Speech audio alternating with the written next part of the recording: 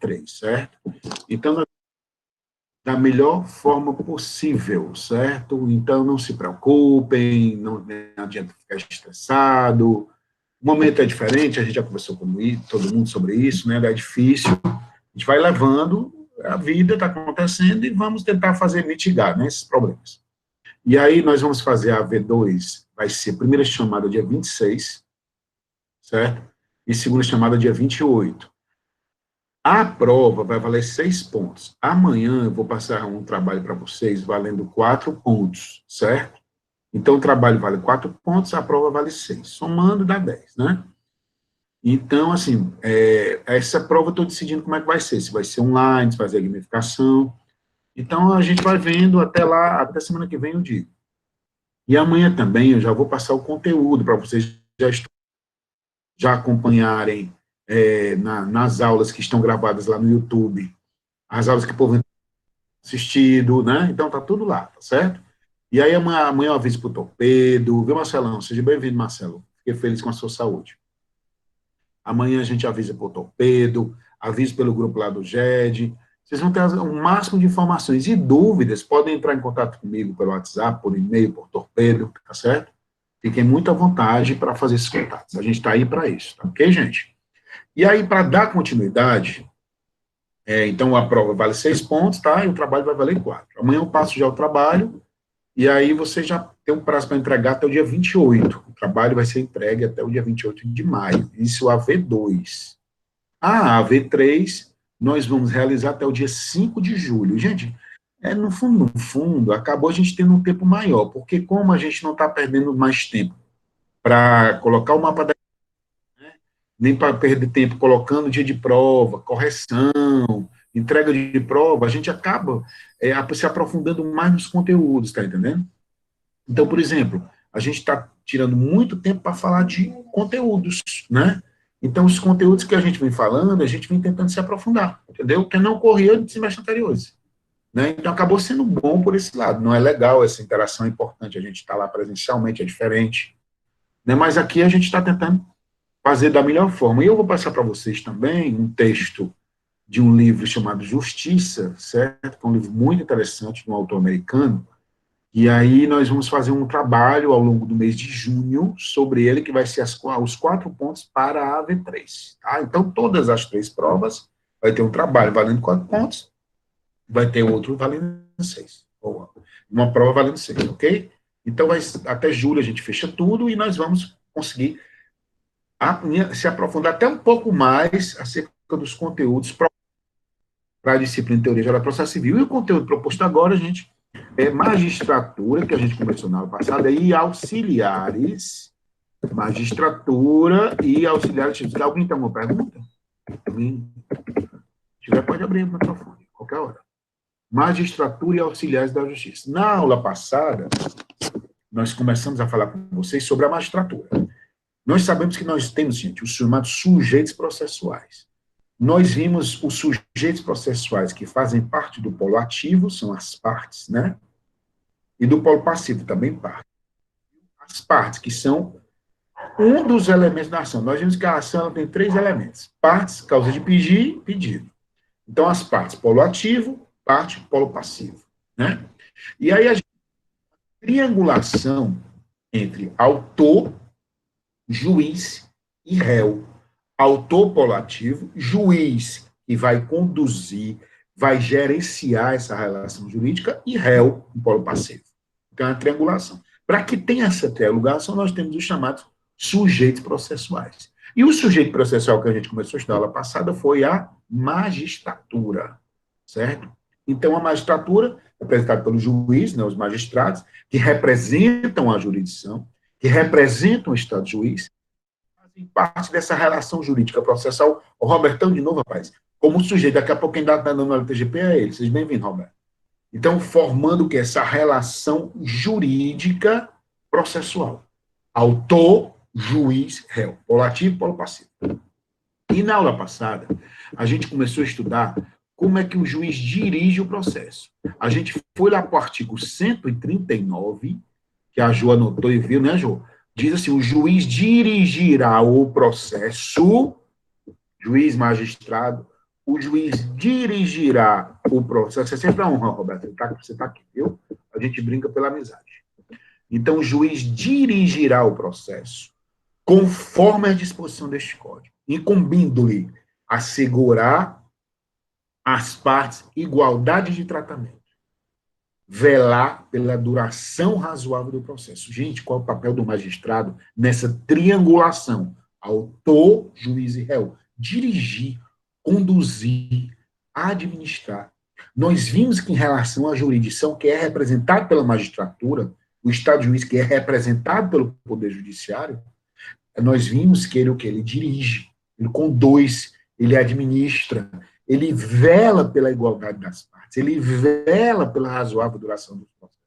Então, ele vela, ele fomenta o contraditório, ele fomenta a ampla defesa. Então, o papel do juiz é dirigir mesmo, conduzir, para quê, gente? Para que ele possa decidir. Então, e a gente viu também na hora passada, no artigo 139, inciso 6º, certo? Que hoje, certo? Se admite o quê? Que os magistrados no Código Novo, ele deu um poder que os juízes não tinham. Qual é o poder? Dilatar os prazos processuais e alterar a ordem de produção dos meios de prova, adequando-os às necessidades do conflito, de modo a conferir maior efetividade da tutela de direito. Gente, isso é uma inovação. No Código passado, o juiz não podia fazer isso, não. Ele conduzia, ele dirigia, era muito formal.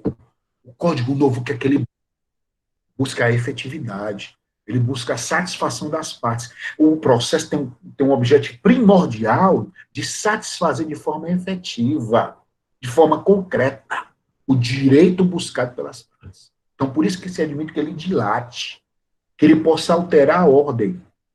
Gente, esses poderes que estão no artigo 139 são chamados poderes instrutórios do juiz. Poderes instrutórios, nós vimos na aula passada, poderes instrutórios do juiz instruir o processo, do juiz fomentar e trazer elementos para o quê, gente? Para formar o convencimento dele. Então, o objetivo primordial do artigo 139 é dizer quais são os poderes e deveres dos juízes, dos magistrados, nessa relação jurídica, na condição de sujeito processual, para como é que ele deve se portar, que papel ele deve ter. Para quê? Visando o quê, gente? Visando cumprir, gente, o chamado livre convencimento motivado lá do artigo 371 do Código de Processo Civil. Olha o artigo 371. Esses poderes instrutórios, portanto, do artigo 139, Jô, eles servem para quê? Para dar elementos para cumprir o artigo 371. O que é que o 371 fala? O 371 fala do princípio primordial, que é o do livre convencimento motivado do juiz. O convencimento do juiz é livre, só que ele tem que fundamentar. Vocês lembram que nós tínhamos o princípio constitucional da motivação das decisões judiciais, lá no artigo 93, inciso 9 da Constituição Federal? Motivação das decisões judiciais. Esse princípio da motivação, ele é trazido para dentro do CPC de uma forma mais específica, mais delimitada, e ele é chamado de livre convencimento motivado. O juiz é livre no convencimento dele. Ele tem que ter elementos para se convencer, mas tem que fundamentar. Então, quando ele utiliza lá, Roberto, o artigo 139, Jô, quando ele utiliza, Eva, o artigo 139, ele está fazendo o quê? Para formar o convencimento dele. Lá do artigo 371, que é o princípio do livre convencimento motivado, quando diz, ó, o juiz apreciará a prova constante nos autos. É livre, certo? Independentemente do sujeito que tiver promovido. Ok, observando o contraditório para a defesa, né? Indicará na decisão as razões de formação do seu convencimento. Na decisão ele tem que dizer, olha, eu tive convencimento por isso, por isso, por isso. Gente, hoje em dia, esse convencimento ele não pode ser mais genérico, não. Ele tem que explicitar, ele tem que delimitar onde ele encontrou os elementos e dizer os porquês. Ele não pode simplesmente copiar e colar, não, entendeu? Hoje ele tem que dizer onde estão o convencimento e porquê desses convencimentos. O poder instrutório do juiz se aumentou, né, se incrementou. Os poderes do artigo 139, muitos não existiam no Código anterior. Então, houve um incremento. Para quê? Vai deixar muito claro que o convencimento dele é motivado, mas o convencimento dele não é copiar-colar, não. Ele tem que formar, informar. Onde foi, Roberto? Onde foi, Eva? Onde foi, Michele? Que ele encontrou, Ana Luísa, os seus fundamentos. Por isso que é princípio do livre convencimento motivado. Artigo 3 do Código de Processo Civil. Certo? É livre, mas de forma motivada. É livre, mas de maneira motivada. É livre, mas de maneira fundamentada. Então, esse é o artigo 371 do Código de Processo Civil, deixa isso muito claro. Quando a gente vai lá para o artigo 139, nós temos os poderes instrutórios. Quando a gente vai para o artigo 371, a gente vai ver como se formou o convencimento, de que maneira é formado o convencimento. E para que o juiz, como é que o juiz chega a essa situação, Roberto? Como é? Através da prática de atos processuais, né? Então, nós vimos o quê? A gente sempre faz essa metáfora do trem, né? Nós temos um trem, certo? Que é um processo. Os vagões seriam o que? Os atos processuais, né? E o trilho, o procedimento. E lá a parada seria o quê? A prestação jurisdicional. Então, o juiz, num processo, gente, ele tem que realizar alguns atos. Existem 3 atos processuais do magistrado por natureza, que o Roberto já viu no primeiro horário, ele está repetindo. Então, artigo 203 do Código de Processo Civil, artigo 203 do Código de Processo Civil, que diz, Roberto, né? O Roberto anotou, mas ela está de novo. Os pronunciamentos do juiz consistirão em sentenças, decisões interlocutórias, achos. Gente, que foi o que eu disse desde o começo, nós temos no artigo 139 os poderes instrutórios do juiz. Os poderes instrutórios do juiz são mais amplos. Ele tem um poder maior de movimentar o processo buscando a efetividade. Como é que ele busca essa efetividade? Com o fito de que, com o objetivo de conseguir o livre convencimento motivado do artigo 371. Através de quais atos processuais? Então, o juiz pratica 3 atos por natureza: sentenças, decisões interlocutórias e despachos. Sentenças, decisões interlocutórias e despachos. E a gente já vai logo, Jô, para o parágrafo 1º, meu amigo. Olha aí, Jô. Parágrafo 1º, Jô, futura Procuradora da República. Ressalvadas as disposições expressas dos procedimentos especiais, a sentença é o pronunciamento por meio do qual o juiz, com fundamento nos artigos 485 e 487, põe fim à fase cognitiva do procedimento comum, bem como extingue a execução. Gente, eu não entendo como é que passou 20 anos fazendo um código e faz uma redação dessa. Totalmente complexa e confusa, não é não? Aí nós vamos desvendar. Primeiro, para desvendar, gente, primeiro a gente vai lá, a gente para estudar Código de Processo Civil, a gente tem que ficar se movimentando, sabe? E risquem mesmo, o meu é todo riscado, entendeu? Artigo 485, qualquer coisa, é só pedir o Roberto que ele doa, viu, os códigos. 485, artigo 485 do Código lá pelo Fortaleza. Artigo 485 do Código de Processo Civil, gente. Eu estou estudando de ferroviário, não tem dinheiro não, mas Fortaleza tem. Artigo 485 do Código de Processo Civil, que diz o seguinte, o 485, o juiz não resolverá o mérito quando? O juiz não resolverá o mérito quando? O juiz não resolverá o mérito quando? Gente, aqui o juiz está fazendo o quê? Uma sentença. Como é o nome dessa sentença? Como é o nome dessa sentença? Quem disse chegar um ponto? Sentença. Ninguém diz. Terminativa. Perderam um ponto, gente. Sentença terminativa. Não, mas a Ana Luísa disse depois, não vou mais dizer, não. Eu disse antes, a Ana Luísa. Perdeu, Ana Luísa. Sentença terminativa. Por quê, gente? Não define, não resolve, mas extingue. Então, extingue o processo, mas não define. Extingue o processo, mas não define. Extingue o processo, mas não define. Não resolve de uma vez por todas, não resolve o processo, não resolve a controvérsia. São os impostos do 485, gente, que fala do aspecto formal. Certo? Por exemplo, quando não tem as condições da ação, extingue, mas não resolve. Quando, por exemplo, a petição inicial ela não está completa, ela não observa o 319 do Código de Processo Civil, então não continua, mas não resolve definitivamente. Então, o nome dessa sentença é a sentença terminativa. Pode recorrer. Gente, qualquer sentença, o Roberto está perguntando, pode recorrer. Sentença, ela não perde a característica pelo fato de poder recorrer, porque o recurso, Roberto, é outro momento processual. O recurso faz valer aquele princípio do duplo grau de jurisdição, ou do reexame, ou da reapreciação. Entendeu? É estar afirmando, exatamente, Roberto. Então, assim, a sentença terminativa, ela não define, ela não resolve, mas extingue o processo.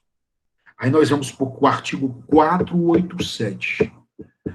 O artigo 487 do Código de Processo Civil fala, o 487 do Código de Processo Civil fala, haverá resolução de mérito quando o juiz, artigo 487, haverá resolução de mérito quando o juiz, gente, aqui tem um tipo de sentença, como é o nome da sentença, quem disser agora em 1 minuto, ganha um ponto. Definitivo. Olha aí, rapaz, Ana Luísa, já anotei aqui, peraí. Ana Luísa, definitivo. Ana Luísa, já anotei, viu, Ana Luísa? Ana Luísa Cedei. Tanto cedeu de uma Ana Luísa, hein? Certo? Ok. Ana Luísa, um ponto. Gente, por que é definitiva? Porque resolve. Olha aí, ó. Artigo 487. Haverá resolução de mérito quando o juiz resolve, extingue o processo,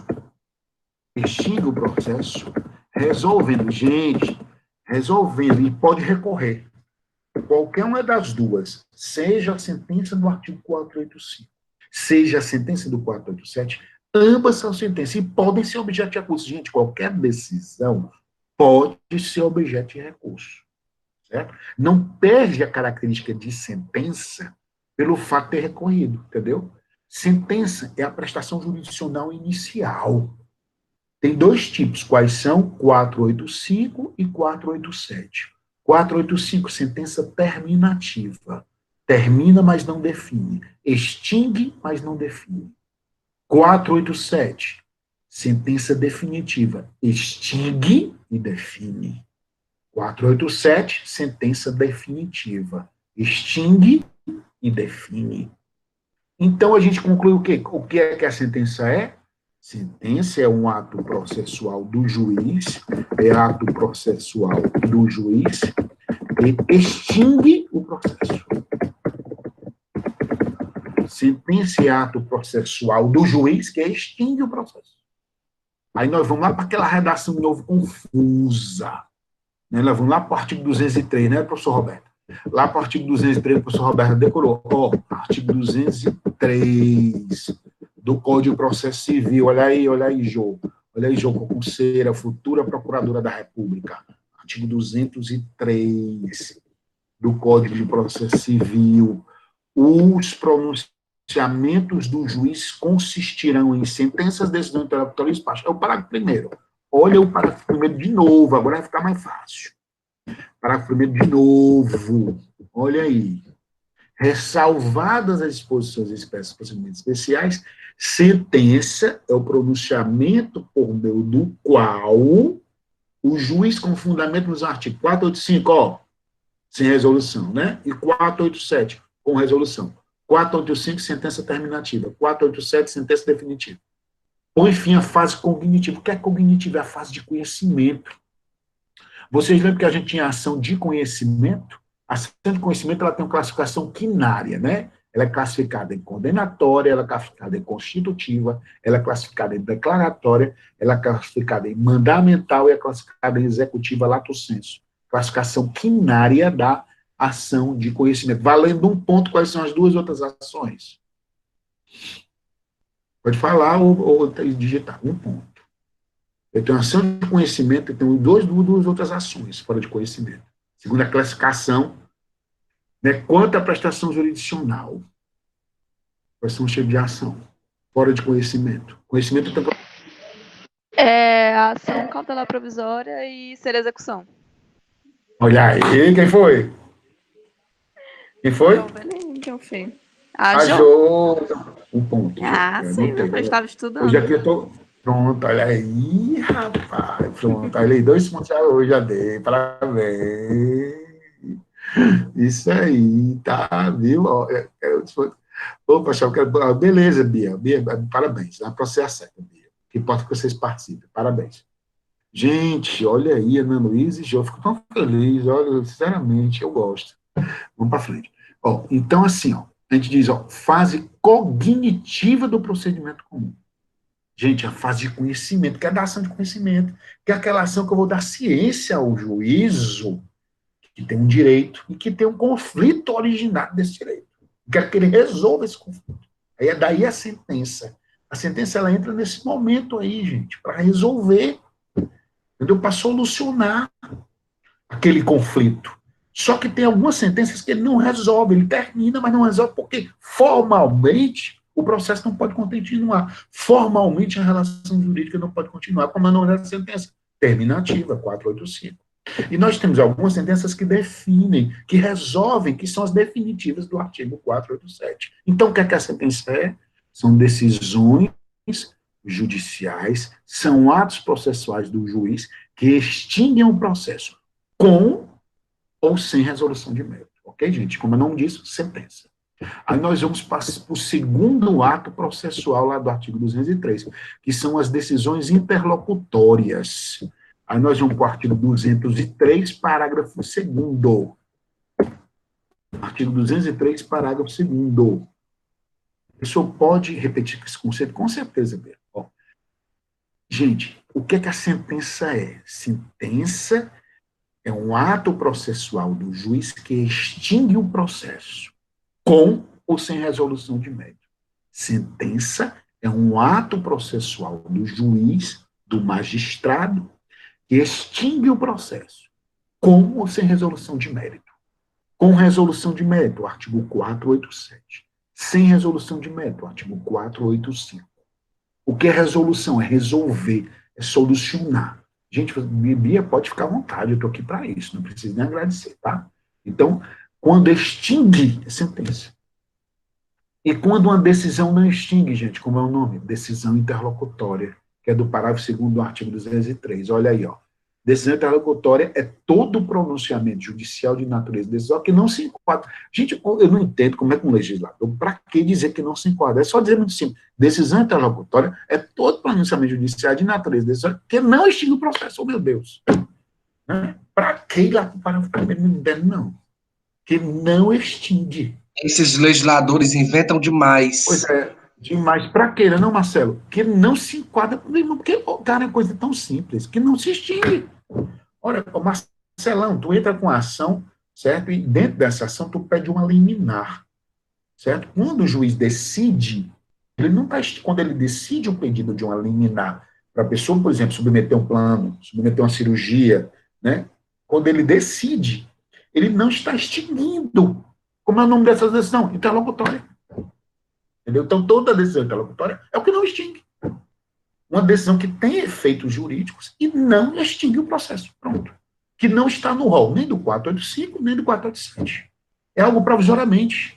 É o caso, geralmente, viu, Bia, que você apontou aqui, é o caso, geralmente, como a Jo falou, da ação cautelar ou provisória.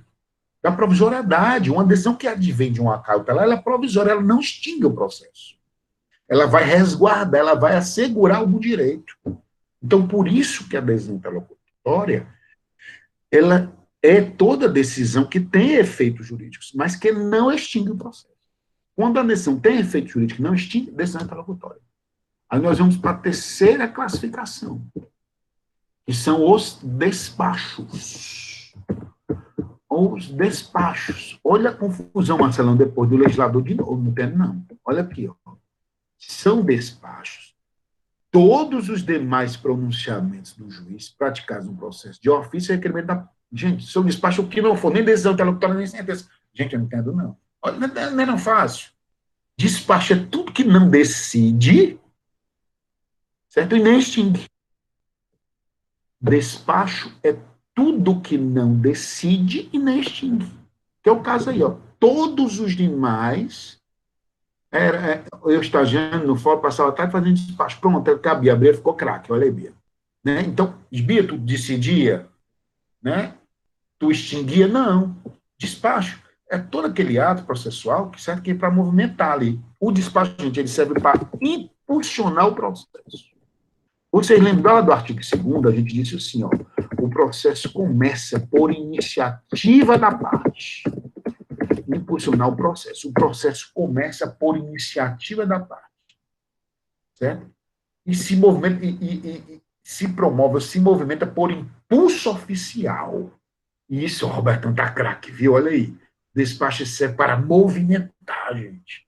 Para impulsionar. O Robertão é requintura. Então, o despacho serve para impulsionar, para movimentar. Ele nem decide, nem extingue. Diga aí, alguém pediu a palavra. Rapaz, Roberto, me ajude que você está sabendo demais. Rapaz, esse Roberto é um craque. Tô com medo, viu, gente? Eu vou parar de botar o Roberto aqui. Levantar muita moral dele e acabar tomando a minha vaga. Tô muito preocupado. Sinceramente. O Roberto não faz comigo, não, cara. Eu tenho Deus para criar, tô empresário. Despacho serve para movimentar. Eu quero que você chegue longe, Roberto. Brincadeira, macho. Eu quero que vocês todos saiam. Rapaz, eu fiz aula de vídeo lá no Google Meet, sei lá, naquela época. Mas eu fiquei aprendendo. Então, pelo menos pelos gritos dele. Eu só escuto aqueles gritos daquele doido. Então, gente, o despacho serve para impulsionar, para movimentar. Ainda bem que eu estou cuspindo na tela, né? Então, o despacho ele serve para isso. Não decide e nem extingue. Se extinguir é o quê? A decisão? Sentença. Se não extingue é o quê? Decisão interlocutória. Se para impulsionar, quando a decisão vai impulsionar, cite-se, intime-se, junte-se aos autos, determine-se a juntada de provas, determine-se a abertura de prazo. Né? Não decide nem extingue. Movimento. Como é o nome disso? Despacho. Certo? Então, despacho, decisão interlocutória e sentença. Tem uma inovação, gente, lá do artigo 203, parágrafo 4º. 203, aí eu vou colocar aqui o parágrafo 4º. Já caiu até em prova de concurso essa besteira aqui. Mas é bom a gente ver porque caiu na prova de concurso, tem gente que podia se confundir, né? Gente, e tem atos processuais que nem o juiz que pratica, é o próprio serventuário. Ana Luísa, lá quando era estagiária, né, Ana? Ela fazia o quê? Não era nem despacho, nem decisão, nem sentença. Ela praticava atos meramente ordinatórios. Mas, gente, esses atos ordinatórios que fala o parágrafo 4 são atos corriqueiros do cotidiano da relação jurídica processual, do cotidiano forense. Por exemplo, o juiz determina um prazo de 5 dias para se juntar provas. 5 dias para se juntar provas, né, Robertão? Aí o que é que acontece? A Ana Luísa, estagiária, vai lá e faz a juntada. Carimba, juntei, documento tal, né? Ou então, o juiz determina o que para 5 dias a pessoa não cumpre, aí vai lá na Luísa e diz, ó, certificou, transitou em julgado, cumpriu o prazo, ou não cumpriu o prazo, carimba, né? Entendeu? Faz algum ato. E tem esses atos corriqueiros do cotidiano, eles não precisam nem de despacho, do dia a dia. O que precisa, quando o juiz precisa se manifestar. Quando ele não precisa, que é só corriqueiro, então não precisa nem de despacho, que é o caso do artigo 203, parágrafo 4º. Quando diz processo concluído para despacho quando o juiz quer enrolar. Não, Flávio, brincadeira. Concluído para despacho é que está pronto para ser despachado. Quando o processo era físico e o advogado queria enrolar, viu, gente? Só que é uma brincadeira. Quando o processo era físico e o advogado queria enrolar, que eu advoguei 10 anos, né? Aí o advogado queria enrolar, dizia, aí a parte ligava, Nartan, como é que está o processo? Rapaz, está concluído. O que era concluído? Está pronto para o juiz, lá na mesa dele, para ele analisar. Agora, como é tudo virtual, a maioria, né? Fica difícil ficar enganando, né? Entendeu? Mas, assim, nessa época que prescreveu, eu ia falar, gente, não vamos fazer isso não, é brincadeira. Então, nessa época, né, Roberto? A pessoa dizia, o processo, como é que está o processo? Está concluído. Concluído é porque estava prontinho lá na mesa do juiz, né, para ele, ó, analisar, entendeu? Então, estaria concluído para julgamento, concluído para despacho, concluído para decisão, entendeu? Está prontinho lá para ele decidir. Isso é concluído, tá bom, Flávio? Então, vamos para frente. Gente, então nós vimos o quê? Do artigo 203. 3 atos processuais do juiz por natureza. Sentenças. O que é sentença? Extingue o processo com ou sem resolução de mérito. Quando é sem resolução, artigo 485. Quando é com resolução, artigo 487. Nós vimos no artigo 203, parágrafo 2º, a chamada decisão interlocutória. Decisão interlocutória é toda decisão praticada pelo juiz, de natureza muitas vezes provisória, que não extingue o processo, como é o nome, decisão interlocutória. Nós vimos no parágrafo 3º do artigo 203, o chamado despacho. O que o despacho é? O despacho são atos praticados por juiz para movimentar, para impulsionar o processo. São os despachos. Servem para impulsionar. Eu pensei que o Tiago estava indo embora. Boa noite, me dispensando. Ele está chegando, desculpa, Tiagão. Então, quando é o despacho, observe que para impulsionar é o despacho.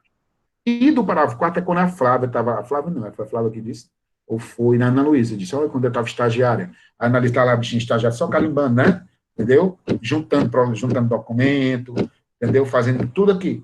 Tem atos que é do cotidiano ali, do dia a dia, viu, Ana? Mas não se traumatiza, não. Vai dar certo. Entendeu? Então faz parte. Depois já começa assim, tá crescendo. Então, tem que lutar mesmo, tá certo? Então, o artigo 203, parágrafo 4º, diz assim, levanta a cabeça, cara, não fica, entendeu? É o quê?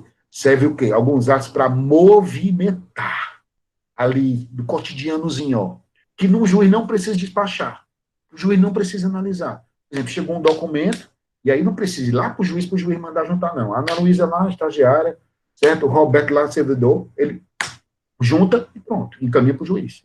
Então, são atos do cotidiano da relação jurídico-processual, que é o caso do artigo 203, parágrafo 4, que não precisa nem o juiz se manifestar.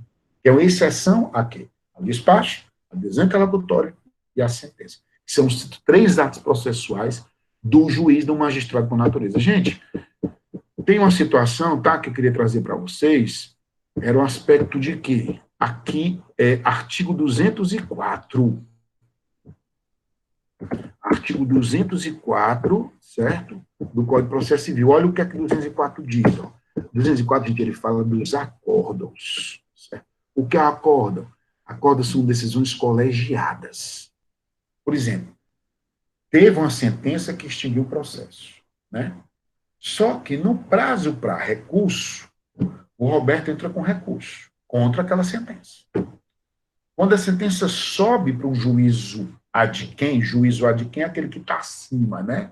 Juízo acó, ou singular, que está embaixo. Juízo ad quem é o que está acima, que aprecia um recurso. Juízo ad quem é o juízo que aprecia uma demanda em grau de recurso. Juízo ad quem, juízo acó, é o que aprecia inicialmente. Então, o juízo ad quem analisa o recurso. Quando analisa um recurso, vai para o colegiado julgar. Quando o colegiado julga, por exemplo, uma Câmara, uma turma do Tribunal de Justiça, uma Câmara ou turma do STJ, do STF, o colegiado, ele redige um acórdão. O acórdão foi que todo aquele colegiado acordou, a decisão é do colegiado, ela não é monocrática. Sentença é uma decisão monocrática, não é colegiada. Decisão interlocutória era monocrática. Monocrática é que sozinho, de um. Monocrática. Decisão monocrática. Sozinha, de um.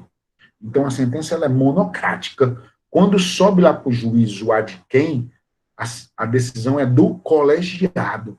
Quando o colegiado decide, como é o nome? Acórdão. Quando o colegiado decide, o nome é acordaram.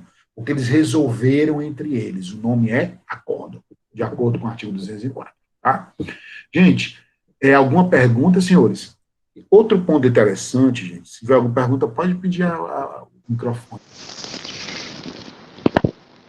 Pode recorrer, né? Depois aí também. Sempre. Sempre, né? Meu aí do tribunal aí passa para quê? Para o STJ, é? Depende, certo? Ó, entenda. Na estrutura orgânica, certo, que a gente estudou lá nas aulas presenciais, ainda a gente vinha com o primeiro grau ou primeira instância. Isso. Aí a gente viu o segundo grau ou segunda instância. Nós vimos os tribunais superiores. Quem está no rol do Tribunal Superior? J, Superior Tribunal de Justiça, né? TST, Tribunal Superior do Trabalho, STM, Superior Tribunal Militar, e TSE, Tribunal Superior Eleitoral. Geralmente são esses. E acima dele, tem o Tribunal Federal. Só que tem um detalhe. Eu não necessariamente, Roberto, para eu ir ao Supremo, eu tenho que passar pelo STJ. Porque o campo de atuação do STJ é um. O campo de atuação do Supremo é outro. O STJ, ele atua geralmente para tratar de matéria de natureza infraconstitucional, matéria de legislação federal, vai para o Superior Tribunal de Justiça. O Supremo Tribunal Federal, qual é o papel dele? Matéria constitucional, ou então, nas hipóteses que a Constituição fala, da competência originária do Supremo. Então, o papel é esse. Então, por exemplo, se eu tenho uma matéria decidida no âmbito do Tribunal de Justiça, tá certo? E aí, essa matéria, ela violou a legislação infraconstitucional, violou a legislação constitucional, eu vou poder entrar com recurso perante o STJ e vou poder entrar com recurso perante o Supremo Tribunal Federal, entendeu, Roberto? Então, vou poder entrar ao mesmo tempo. Ou então, se eu não quiser, eu não preciso. Eu posso entrar primeiro com o STJ para tratar da matéria constitucional e depois, se o STJ decidir, eu entro no Supremo. Então, quero que fique claro isso. Não necessariamente eu preciso passar pelo STJ para recorrer de uma decisão de um tribunal. Entendeu? Eu poderei, mas eu não. Eu posso, inclusive, ir direto para o Supremo Tribunal Federal, nem recorrer para o STJ. Entendeu? Entendi. Então, aquela estrutura que é só para a gente entender como é que vai ser o controle. Por exemplo, o STJ ele vai tratar das jurisdições comuns. Quando for jurisdição federal, só vai chegar ao STJ. Mas todas elas, desde o primeiro grau até a instância superior, ir para o Supremo. O Supremo está ali para regular a questão constitucional. Então, ele está lá em cima, no topo da estrutura orgânica administrativa. Certo? Então, pode recorrer a qualquer momento, para qualquer um desses. Não sei se eu fiquei claro sobre isso. Ficou. Muito obrigado. Tá bom, eu estou aqui para isso. Não precisa agradecer, não, Maria. Tu paga caro para quê? Para chegar aqui e para não ficar mentindo, né? Mas dá certo. As mentirinhas. Brincadeira, viu? Mentira não, é verdade. Gente, um dos artigos que mais cai, que eu já vi, é esse artigo 141 do Código de Processo Civil. O artigo 141, quem tiver alguma pergunta, meus queridos, pode entender aqui à vontade, tá? Artigo 141. O juiz decidirá o mérito nos limites propostos pelas partes. Como é o nome disso, gente? O princípio da congruência. Certo? Gente, nós vimos que a jurisdição, ela se pauta pela chamada inércia. A jurisdição, ela é inerte, ela precisa ser provocada, ela precisa ser acionada. Não se decide sozinha, precisa de um acionamento, de uma provocação, é a inércia. Só que tem um detalhe. Quando eu exercito o meu direito subjetivo de ação enquanto autor, ou exercito o direito subjetivo de exceção de defender enquanto réu, porque eu vi que o direito de ação ele é gênero, e eu tenho o direito de ação subjetivo do autor, que é o próprio direito de ação propriamente dito, e eu tenho o direito de exceção do réu, que é o direito de se defender. Com gênero, direito de ação. O juiz só pode decidir o magistrado nos limites que as partes propuseram, dentro do que foi levantado pelo autor e dentro do que foi refutado pelo réu no seu direito de exceção ou de defesa. Ele só pode decidir nesses limites. Quem delimita isso, quem são? As partes. É isso que quer dizer aí, gente. Ó. O juiz decidirá o mérito, artigo 141, nos limites propostos pelas partes. Então, são as partes que vão delimitar o que é que o juiz vai decidir. Como é o nome disso, essa delimitação, gente? Princípio da congruência. A decisão judicial tem que ser compatível ou congruente com o que as partes apresentaram. Gente, aí a parte final diz assim, ó, sendo-lhe vedado conhecer de questões não suscitadas a cujo respeito a lei exige iniciativa da parte. Vocês não estão entendendo? Gente, não pode decidir o que as partes não delimitaram. Aí nasce 3 tipos de sentença nessa parte final. É a sentença citrapetita ou infrapetita. Sentença citrapetita, sentença extrapetita, certo? Ou sentença ultrapetita. Voltando, artigo 141, parte inicial. O juiz decidirá o mérito nos limites propostos pelas partes. Como o nome diz, princípio da congruência ou compatibilidade. Está delimitada ali pelas partes. Elas que delimitam qual é o papel jurisdicional ali, o que é que a jurisdição vai decidir, o que é o Estado juiz vai decidir. Aí diz assim, ó, sendo-lhe vedado conhecido de questões não suscitadas, a cujo respeito a lei exige iniciativa da parte. Essas questões não suscitadas nascem na doutrina 3 classificações. É a sentença citra petita, sentença extra petita e sentença ultra petita.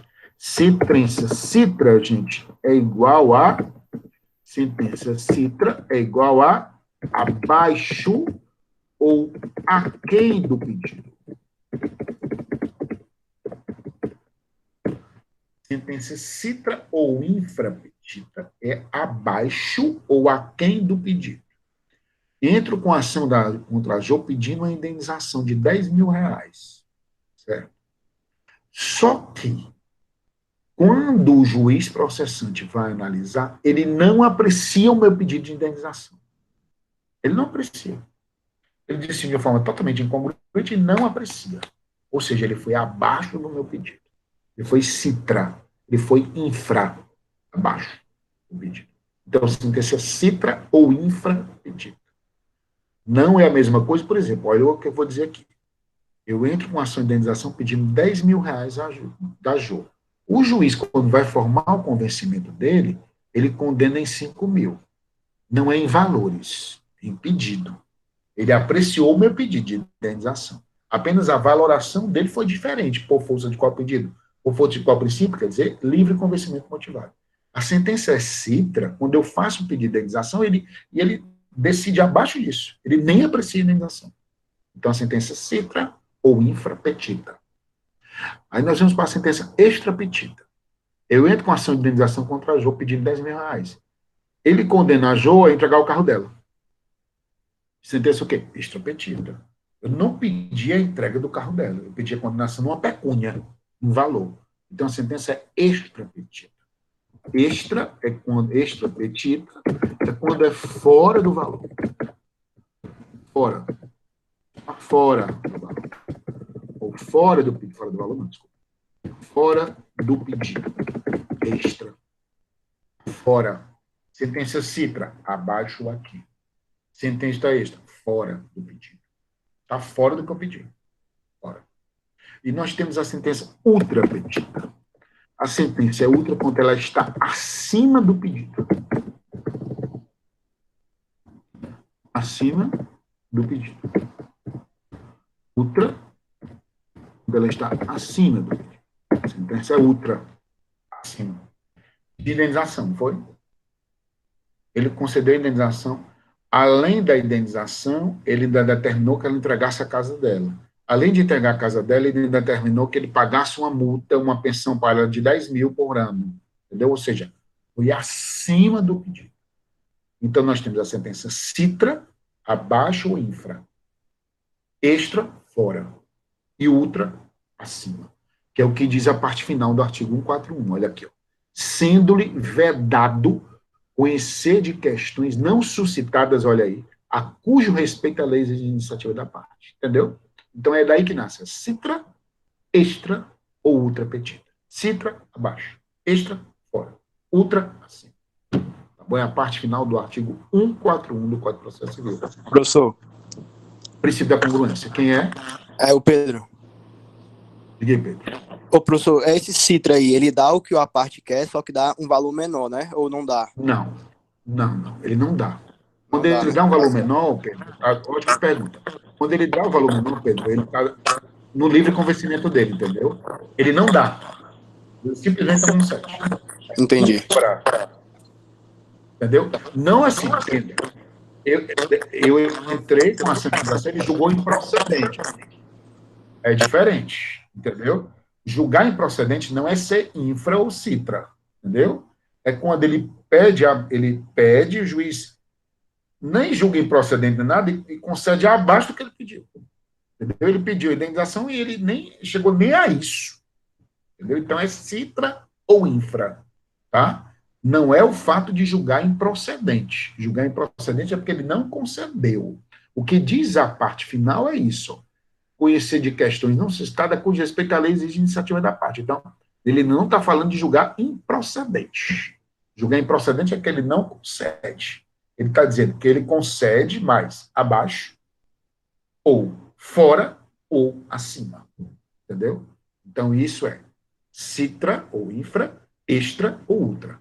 A julgar improcedente não entra aqui. Porque o julgar improcedente, Pedro, está dentro do livre convencimento motivado, lá do artigo 371, ok? O julgar improcedente. Aqui está dizendo quando ele, de alguma forma, ele julga, mas foi abaixo do que pediu, fora ou ultra, ou acima. Ou seja, foi fora, dentro do contexto, dentro da congruência. Os efeitos da citra, da extra e da ultra é o efeito de não ter sido congruente, de não ter sido compatível com o que foi delimitado pelas partes. Tem uma pergunta aqui da Beatriz. Novo exemplo de citra ou infra, certo? Já foi respondida. Citra ou infra, abaixo. Eu pedi indenização. Ele, abaixo disso, não é valor, não, entendeu? Certo? Eu pedi indenização. Ele não chegou nem a apreciar essa indenização.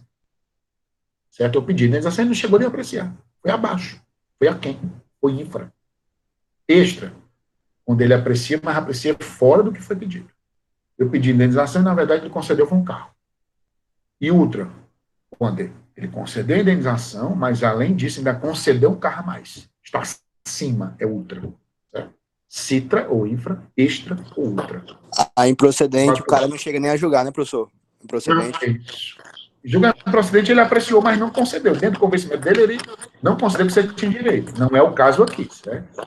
Ele julgou aqui, mas não atendeu dentro da congruência, dentro do que era compatível. No improcedente, ele apreciou, viu, Pedro? Ele apreciou. Só que ele entendeu que você não tinha direito. É diferente. Julgar improcedente. Tá certo, gente? E aí, gente, para concluir a aula de hoje, nós queríamos só dar um apanhado rapidamente aqui no artigo 140 do Código de Processo Civil. Certo? Um artigozinho bem simples, mas é importante a gente fazer um destaque no artigo 140 do Código de Processo Civil. Para ficar igual ao primeiro horário, porque foi até aqui, né? Então, para não ficar diferente, né? Porque nós vamos dizer, o primeiro e o segundo horário é melhor, né? Deixa eu falar mais do segundo horário. O juiz não exime de decidir sobre a alegação de lacuna ou obscuridade do ordenamento jurídico. Gente, não tem uma lei. Não existe uma lei. Meu amigo, o juiz tem que ir atrás, ou no costume, ou no direito comparado. Ele não pode alegar, não existe nada, não existe uma lei, não existe uma norma, não existe precedente. Ele cria um precedente. O juiz está ali para isso, para prestar tutela judicional. Então, não pode se negar, não. Entendeu? É o que diz o artigo 140 do Código de Processo Civil. O juiz não se exime de decidir sobre a alegação de lacuna ou obscuridade. Ou a lei for o ordenamento obscuro. Não.